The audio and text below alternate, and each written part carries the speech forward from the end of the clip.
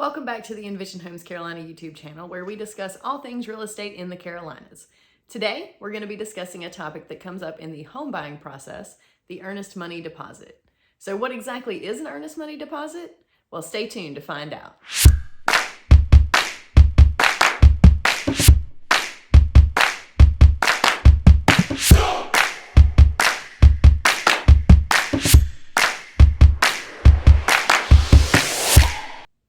For those of you that are new to the channel, my name is April McCune, and I am a realtor with Envision Homes Carolina at United Real Estate Queen City. My team and I love helping people navigate their real estate journeys, especially those that are planning a journey to the Carolinas.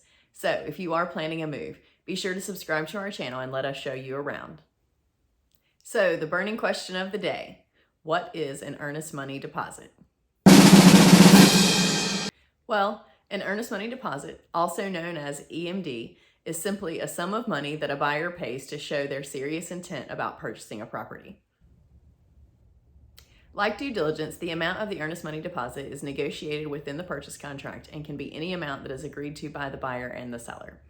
The amount typically ends up being somewhere between 1% to 2%, but can be affected by things like location, property value, and current market conditions.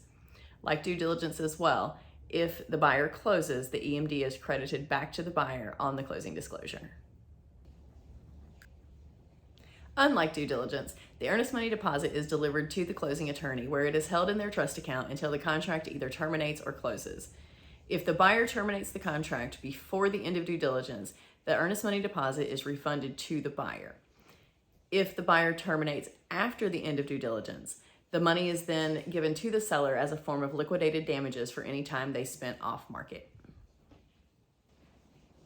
So to sum it up, the earnest money deposit is a good faith deposit paid to the closing attorney that in most cases is credited to the buyer at closing.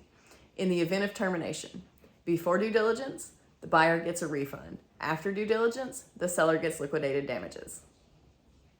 Well, that wraps up EMD, but if you need more information on due diligence, be sure to check out this other video where I explain it in detail.